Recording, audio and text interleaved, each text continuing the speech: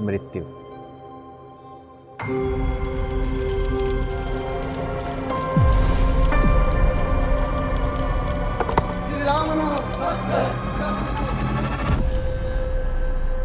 यह शब्द हम सुनते तो हैं और आए दिन हम अपने जीवन में इस चीज़ को अनुभव भी करते हैं।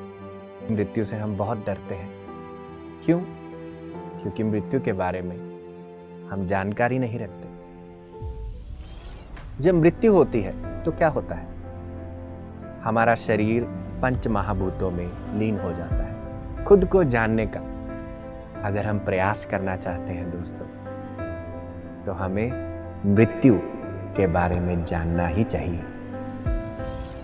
जो ब्रह्मांड बाहर है वही ब्रह्मांड हम में भी है। तो अगर बाहर के ब्रह्मांड के 3 स्वरूप हैं, हमारे भीतर के ब्रह्मांड के भी 3 स्वरूप हैं। तो अगर हमें मृत्यु के आगे का जीवन अपना संवारना है, तो उसकी शुरुआत, उस बदलाव की शुरुआत कहाँ करनी होगी? मृत्यु की जो पहेली है, जो एक बड़ा सा उसके प्रति क्वेश्चन मार्क है,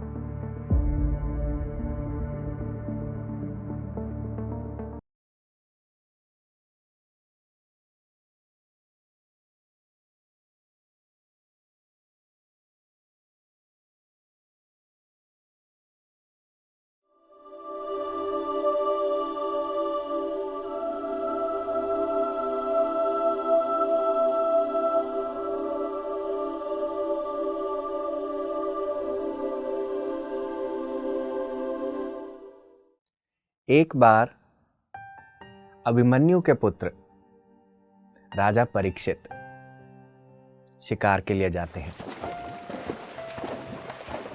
शिकार करते करते अपने राज्य की सीमा से इतना दूर निकल जाते हैं कि रास्ता भटक जाते हैं। भूख प्यास के मारे इधर उधर घूमने लगते हैं और वहीं ऋषि शमीक के आश्रम में पहुंचते हैं। देखते हैं ऋषि जो है वो आंखें बंद कर तपस्या में लीन है। बड़ी विनम्रता से ऋषि के पास जाते हैं और कहते हैं, ऋषिवर, मुझे प्यास लगी है, मुझे पीने के लिए जल चाहिए। पर ऋषि क्योंकि अपनी तपस्या में लीन है, उस चीज का कुछ भी उत्तर नहीं देते। परीक्षित फिर से कहते हैं, मुझे भूख प्यास बहुत जोर से लगी है, कृपया इसका निवारण कीजिए। पर ऋषि शमीक अपनी तपस्या से टस से मस नहीं होते। ये इतनी बार होता है कि राजा परीक्षित को एक समय पर जाकर गुस्सा आ जाता है और जो सब्र का बांध होता है वो टूट जाता है। मन ही मन यह विचार जागता है कि इस ऋषि को मैं कुछ सबक सिखाऊंगा। इधर उधर देखते हैं और एक मरा हुआ सर्प अपनी तलवार से उठाकर ऋषि शमीक के गले में डाल देते हैं और अपने घर को वापस प्रस्थान कर जाते हैं। कुछ समय के बाद ऋषि शमीक का पुत्र ऋषि श्रृंगी वहां पहुंचते हैं और जब अपनी दिव्य दृष्टि से यह सब कुछ देखते हैं तो उन्हें राजा परीक्षित पर बहुत गुस्सा आता है। इसी आवेश में वो राजा परीक्षित को श्राप देते हैं कि आज से 7वें दिन तुम्हारी तक्षक नाग के काटने से मृत्यु हो जाएगी। अब राजा परीक्षित अपने घर महल में अपना जीवन व्यतीत करते हैं, पर मन ही मन उनको यह आभास होने लगता है इस श्राप का कि आज से 7वें दिन एक सर्प के काटने से, यानी तक्षक नाग के काटने से मेरी मृत्यु होने वाली है। अब मृत्यु का नाम सुनकर हम सभी तितर बितर जाते हैं और इसी तितर बितर में घूमते हुए वो सुखदेव गोस्वामी जी से मिलते हैं। उन्हें कहते हैं कि मुझे ब्रह्म ज्ञान चाहिए क्योंकि आज से 7वें दिन मेरी मृत्यु होने वाली है। सुखदेव गोस्वामी जी उन्हें भगवत पुराण सारा सुनाते हैं। भगवत पुराण में उनको विष्णु के अवतारों के बारे में बताते हैं और इसी के माध्यम से उनको ब्रह्म ज्ञान का भी परिचय देते हैं। जब 7वां दिन आया, ब्रह्म ज्ञान लेने के बाद राजा परीक्षित ध्यान मग्न हो जाते हैं और तक्षक नाग के आने से, उनके डसने से पहले अपने शरीर को अपने तप की अग्नि से खुद ही खत्म कर देते हैं। मृत्यु, यह शब्द हम सुनते तो हैं और आए दिन हम अपने जीवन में इस चीज को अनुभव भी करते हैं। कैसे?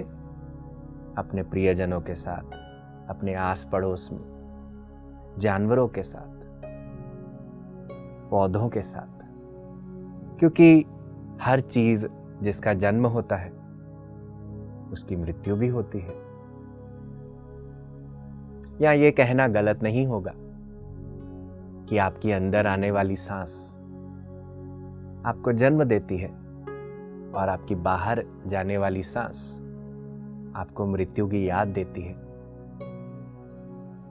जिस समय, जिस क्षण में आप अपनी मां के गर्भ में आए, आपने जीवन जीना निर्धारित किया, उसी क्षण से आप मृत्यु के पल पल करते हुए नजदीक भी जा रहे हैं। पर फिर भी मृत्यु से हम बहुत डरते हैं। क्यों?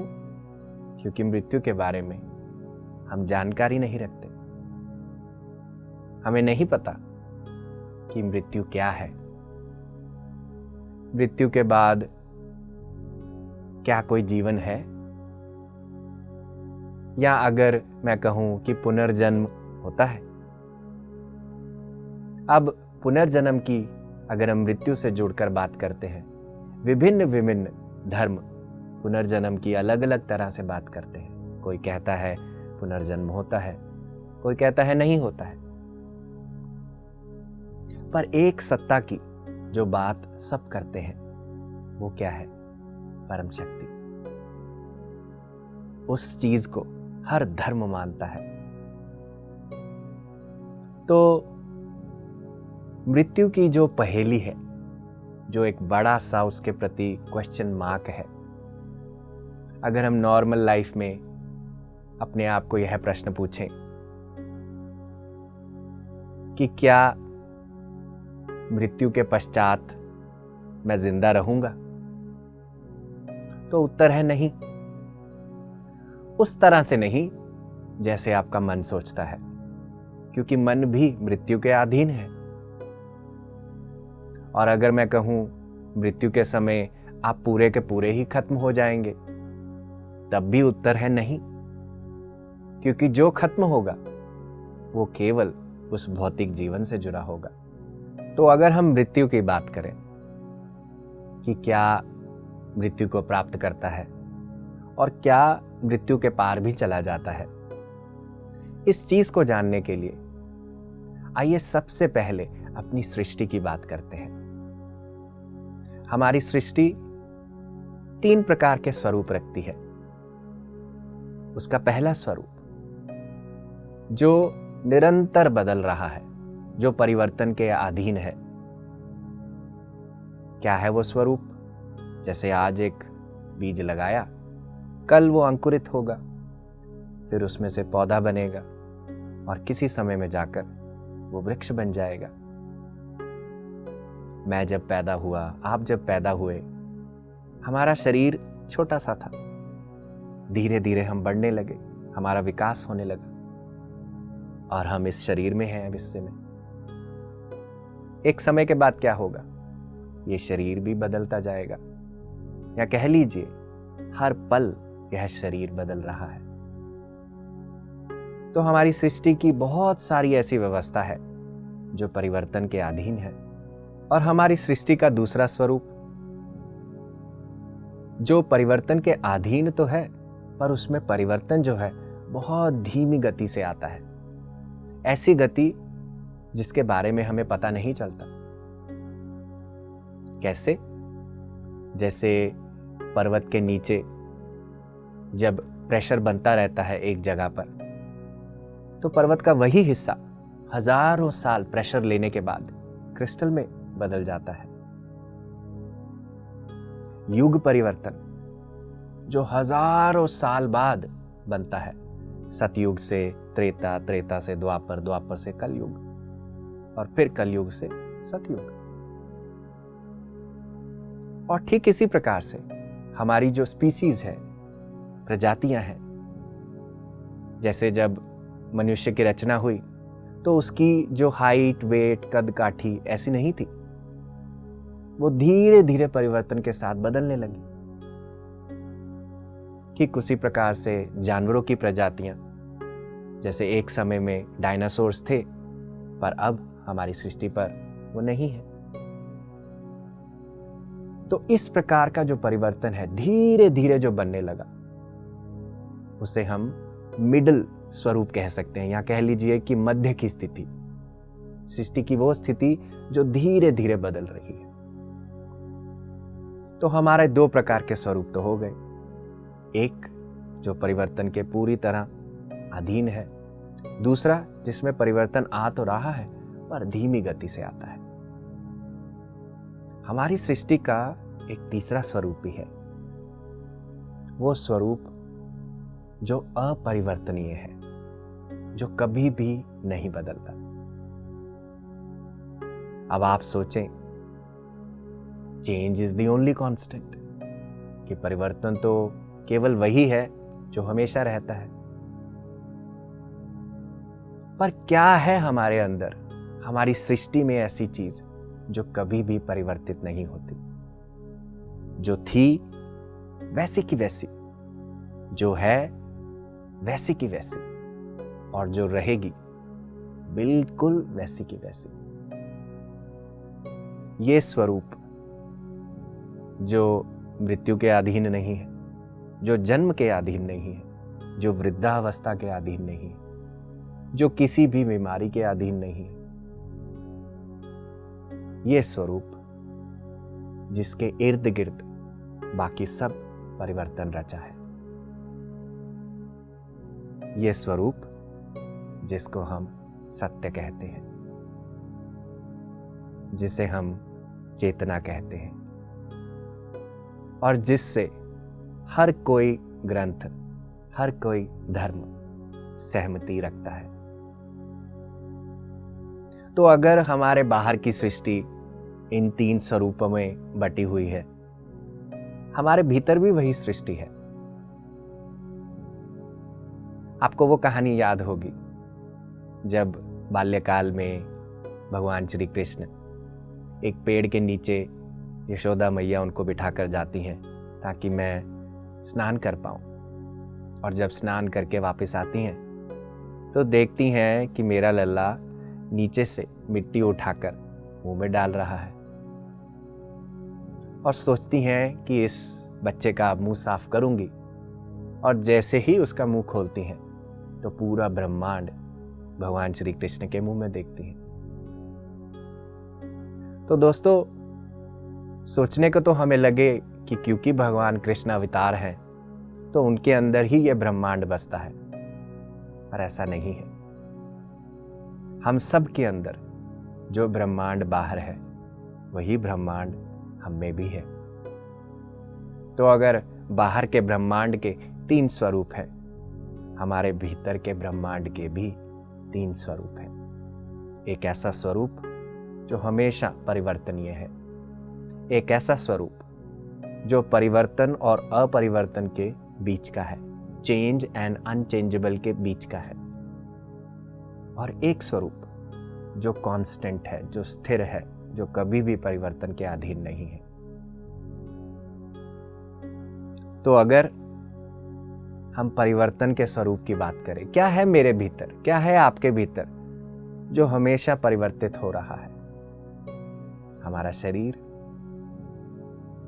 हमारी जो आसपास की प्रकृति है वो बदल रही है।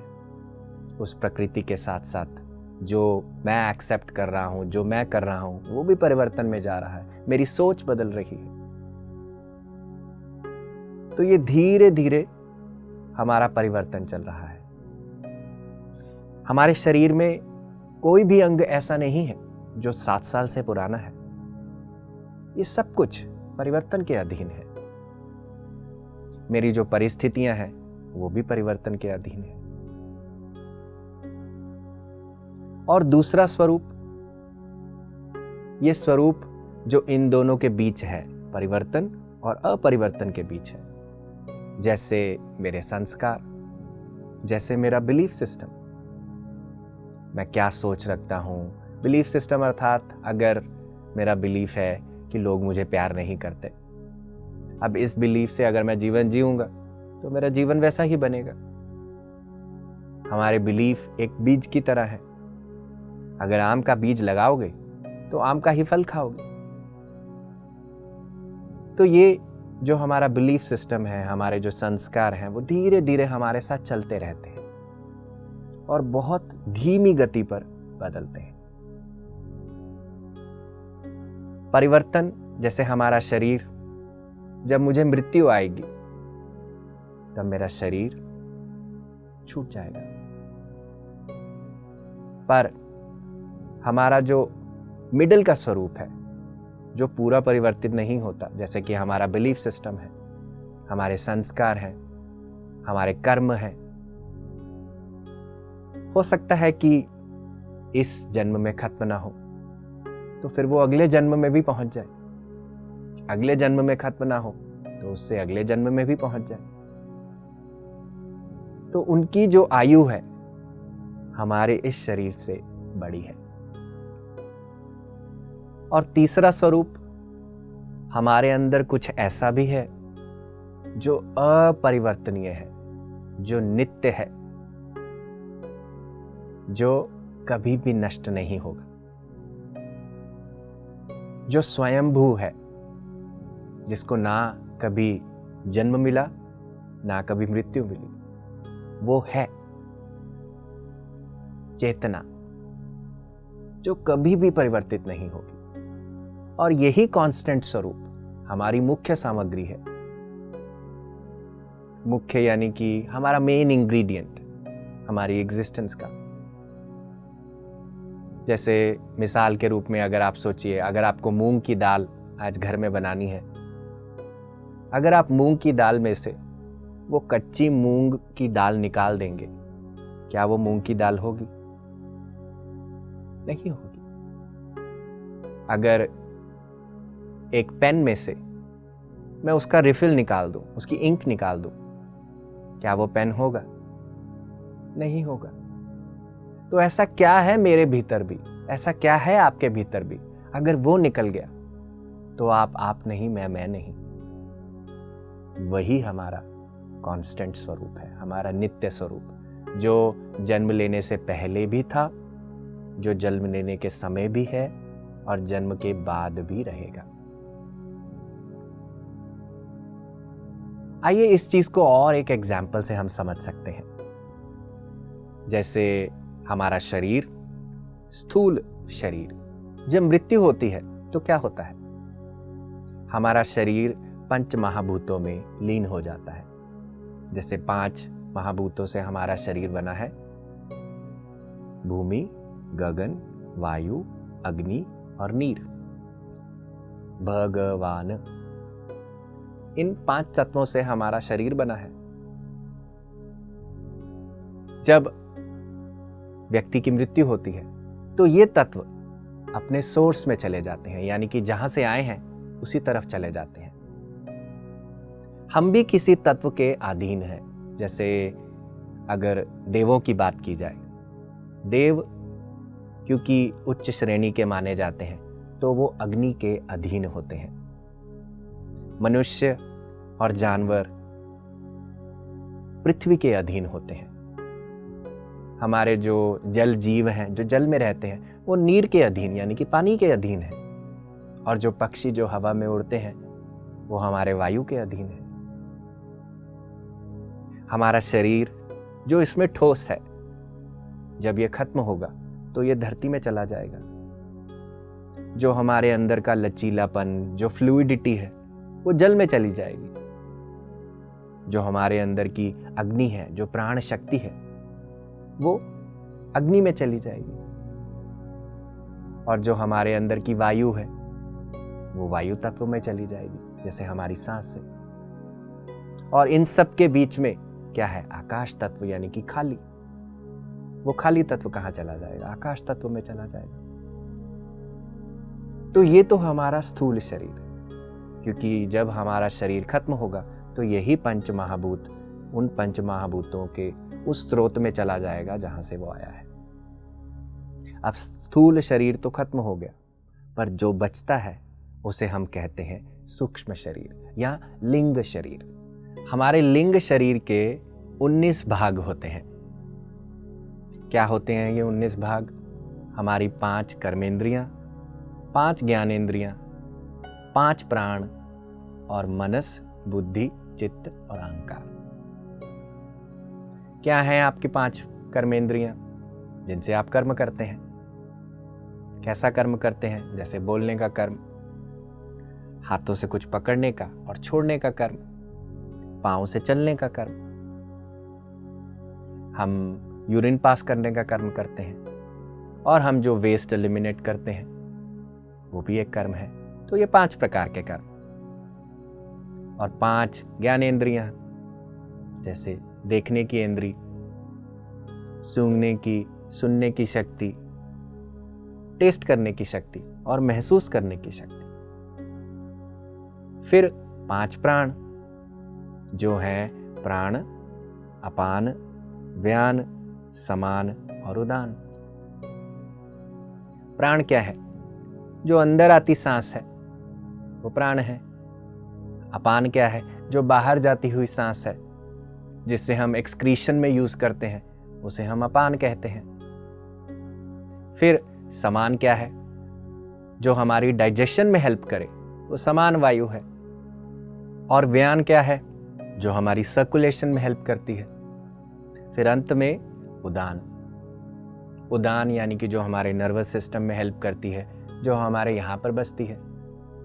तो ये 5 प्रकार के प्राण भी हमारे लिंग शरीर के अधीन है।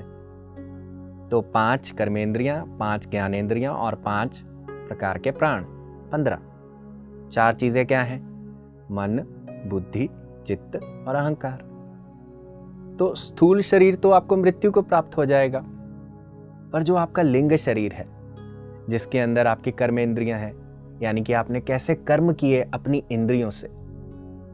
अगर बोलना आपकी एक कर्मेंद्री है तो किस प्रकार के शब्द बोले आपने? अच्छे शब्द बोले, प्रोत्साहन के शब्द बोले, या नेगेटिविटी फैलाई, वो आपका कर्म बन रहा है। किस प्रकार के काम किए आपने हाथों से? अच्छे काम बनाए या काम बिगाड़े? कहाँ कहाँ चलकर गए, किस किस का साथ दिया अपने पाँव से, वो आपका कर्म बना रहा है।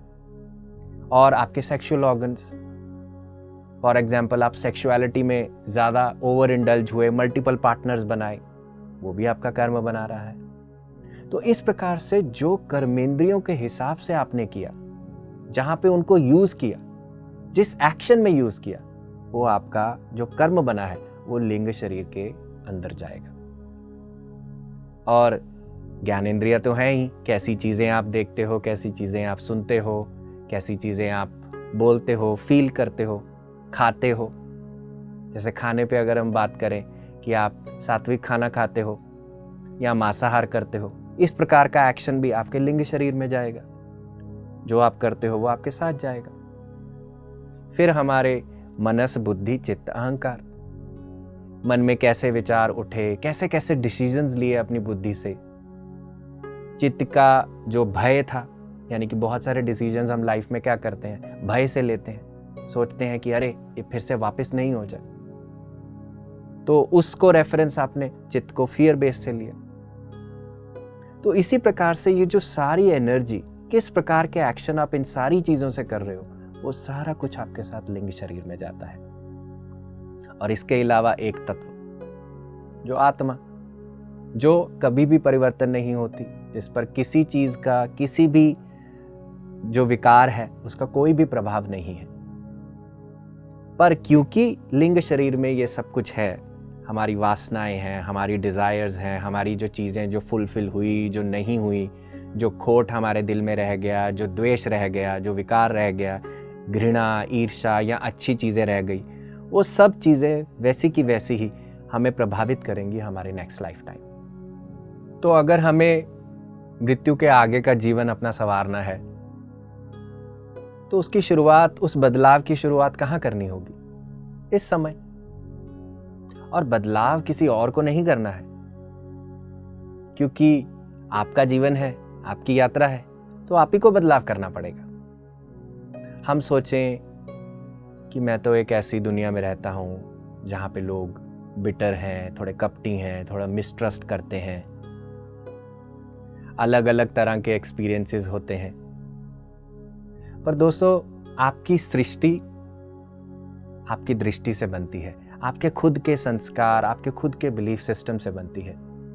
वो कहते हैं ना कि be the change you want to see, कि सृष्टि में जो आप बदलाव देखना चाहते हैं वो पहले आप खुद बनिए, खुद उसको अपने अंदर धारण करिए, फिर ही आपकी सृष्टि उस प्रकार से निर्माण करेगी।